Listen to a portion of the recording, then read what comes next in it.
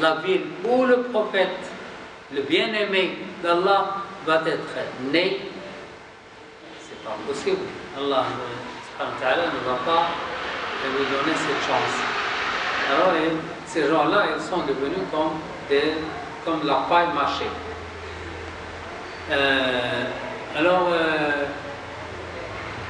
C'était le jour de la naissance du prophète sallallahu alayhi wa sallam, était lundi 20 avril 571. D'après le ulama, il y a une science de calcul, de coïncider les jours hijri avec les jours millénaires. Alors, beaucoup de ulama ont dit que c'était le 20 avril 571 de l'ère moderne, de calendrier grégorien.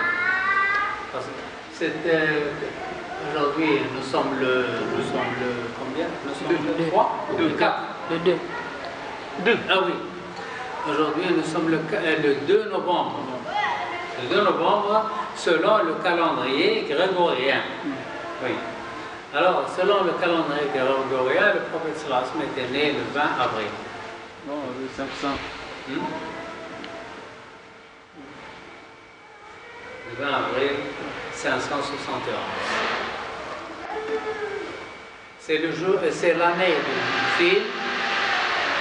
L'année du fil.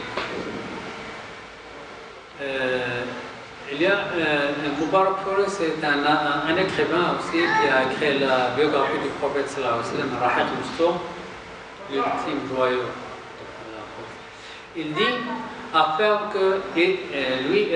que le prophète sallallahu alayhi wa sallam est né le lundi matin du 9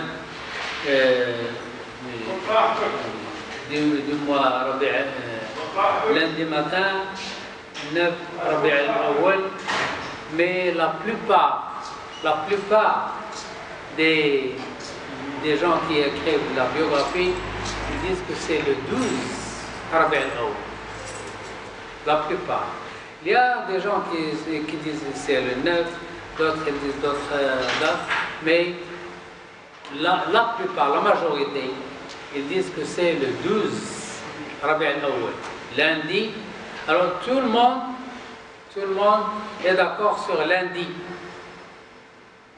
Et la majorité est d'accord sur 12 Rabi' al-Awwal. Et la majorité aussi est d'accord sur 20 avril.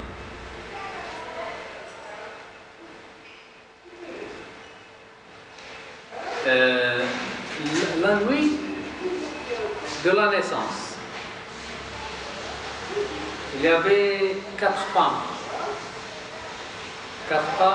à la maison d'Abd Muttalib. Il y avait Amina c'est sa mère. Et il y avait Baraka, c'est la servante d'Amina. Et il y avait Sheima, c'est la sage-femme qui va aider Amina à accoucher. S'appelle Sheima. Et il y avait Touiba, c'est l'esclave d'Abu Lahab. Qui est Abu Lahab? Abu Lahab, c'est son nom, oncle. C'est le frère de son père. Abu Lahab, c'est le frère d'Abdullah, père de Sayyidina Muhammad sallallahu alayhi wa sallam. Donc il y avait 4 femmes. Il y a Amina, la mère du prophète sallallahu alayhi wa sallam. Il y a Baraka, la servante d'Amina. Il y a Sheima, la sage-femme. Et il y a Touiba, l'esclave d'Abu Lahab. Ils sont tous à la maison et ils attendent Amina pour accoucher. C'était la nuit entre dimanche et lundi.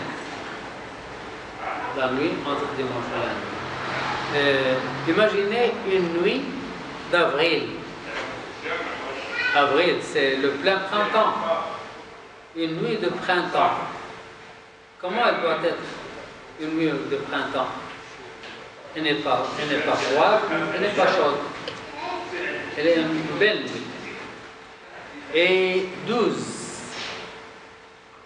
12. La nuit de 12. Alors 12, 13, 14, 15, ces nuits sont éclairées. Le 13, 14, 15. Alors, c'est une nuit paisible, tiède, pas très froide, pas très chaude, et la lune, elle est éclairée. Alors, la nuit était si belle que tout le monde, tous les hommes de Mecca sont sortis de leur maison et ils ont cerclé le Kaaba, ils sont assis autour du Kaaba et ils sont en train de discuter toute la nuit. Parce que c'était une nuit, une belle nuit. Alors, les gens étaient autour du Kaaba jusqu'au matin. Ça, c'est Mecca. Mecca était très, très doux et très joli. Mais ce n'était pas le cas à la Perse, en Iran. En Iran et en Cham. Là, il y avait un tremblement de terre. Un tremblement de terre. Un tremblement de terre qui a éteint le feu des Magus, le feu qui n'a pas été éteint pendant plus que 1000 ans. Pendant plus que 1000 ans. Le feu qui a une armée spéciale pour le feu. Il y a une armée spéciale pour le feu. Qu'est-ce qu'ils font? Ils ajoutent le bois et enlèvent le cendre. Ils ajoutent le bois et enlèvent le cendre. C'est leur Dieu. C'est leur Dieu. Ils ajoutent le bois et enlèvent le cendre. C'est ça leur métier. Et le feu n'a jamais été éteint pendant 1000 ans, plus que 1000 ans. Mais cette nuit-là, le feu était éteint. Il y avait un tremblement de terre et le feu était éteint. Il y avait le palais du roi. Le palais du roi était comme un bijou. Un bijou, les gens venaient voir le palais du roi. Alors, le palais du roi, c'est coupé en deux. En deux. Il est maintenant, il existe encore le palais et il y a la fissure jusqu'à présent. Je l'ai vu dans un film documentaire. Une fissure, un homme peut pénétrer à travers la fissure. Il y a une fissure qui traverse tout le palais, d'en bas jusqu'en haut. Et il y a 14 balcons qui sont tombés. 14 balcons qui sont tombés du palais. Alors ces 14 balcons sont symboliques.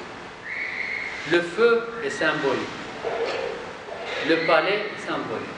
Aussi, il y avait en Cham, il y avait un lac très célèbre qui s'appelle le lac de Sawa. Dans cette nuit-là, ce lac a disparu. Il y avait un tremblement de terre et le lac a disparu. Parce qu'il est parti alors, il est disparu. Il devient la terre sèche. Et autour du lac, il y avait beaucoup d'églises. Il y avait beaucoup d'églises. Toutes les églises sont tombées, sont détruites à cause du tremblement de terre. Alors les églises sont détruites, le lac de Sawa a disparu, le feu est éteint, le palais est presque détruit, les 14 balcons sont tombés. Alors, commençons par le feu. Le feu, c'est un idole. Les gens adorent le feu. À part Allah. Allah a atteigné. Voilà la naissance du prophète sallallahu alayhi wa sallam, qui est venu avec la vérité. Quand la vérité arrive, la fausseté disparaît. La vérité arrive. Alors, Mohammed sallallahu alayhi wa sallam est né, le feu s'éteint. Et les 14 balcons, c'est il y a 14 rois qui se succèdent avant la fin des rois de Perse. À l'époque de Omar ibn Khattab, c'était le dernier roi et l'empire perse disparaît. Il y a 14 rois qui se succèdent jusqu'à l'époque de Omar ibn Khattab, qui a mis fin à l'empire perse. Ces 14 balcons sont les rois qui sont tombés. Parmi ces rois, il y a un roi qui a tué son père pour s'asseoir à sa place. Et ça, c'est une autre histoire. Les églises qui sont tombées, bien sûr, qu'est-ce qu'on fait à l'église? On adore quelque chose à part Allah, alors ils sont tombés. Donc, quand la vérité arrive, la fausseté disparaît. Le roi qui a tué son père, c'était le roi tué. Le roi tué a envoyé, parce que la Perse, elle colonisait Yémen. Et Rome colonisait Cham. Les Arabes du Cham étaient colonisés par les Romains de l'Italie.